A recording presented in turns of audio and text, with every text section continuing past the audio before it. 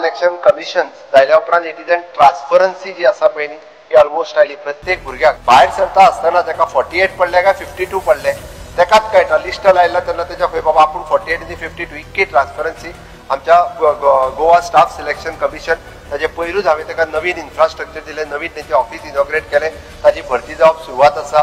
म्हाका दिसता कितें तरी एक 100-150 पोस्ट भरले, परत 400-500 पोस्ट एडवर्टायज केल्या, उरलेले 2-2.5 हजार पोस्ट जे आसा हे येता त्या काळात एडवर्टायज जातले आनी तातूंतल्यान एक बरी म्हणजे युथांच्या मदीं एक कॉम्पिटिटिवनेस जो आसा ह्यो एग्जामीच्या उपरांत आपूण भितर येतलो ही सुरवात जाल्ली आसा।